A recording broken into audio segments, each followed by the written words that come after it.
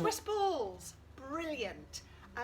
I once worked for a Danish company in Lanzarote, and everybody sat on one of these. They didn't do that, but they did sit on one of these at their desks. So if you've got one, I've got a lot of clients who've got one of these that they've not bothered to blow up. So just sitting on a Swiss ball activates your core muscles just while you're at your desk. If you then start to bounce, you're working not just the cores but the quadriceps. If you press into the heels, you're working your hamstrings and your glutes a little bit more. If you make sure you've got your shoulders down, it's sort of basically a whole workout.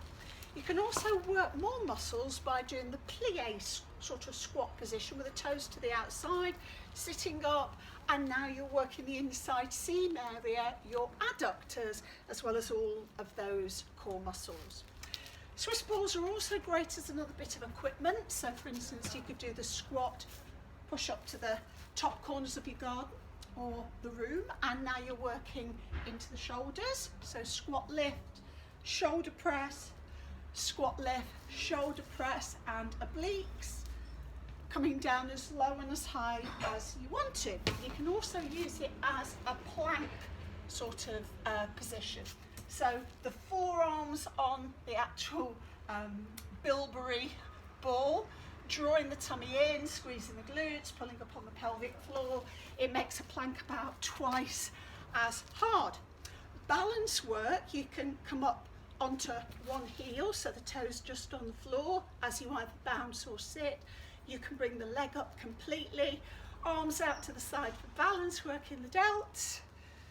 Obviously you have to then do that on the other side. You can start with just one toe down, the heel slightly up, so this leg's working more, your contralateral chain muscles working, all that little balance with or without the bounce. And I hope that gives you a few ideas of what to do. The other thing I like to do, shoulders down, is rotational work for the obliques, waist whittling, and you're also working your delts there. So if you've got one, you can play with them. The kids love them, so that's a nice boing sound.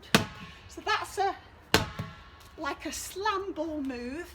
You can get them online. The one thing I would say is make sure you're not sitting, this one needs blowing up a bit, but you're not sitting with the knees higher than the hips.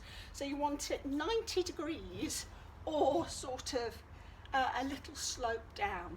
So if you've got one, get it out of the attic, blow it up and work it.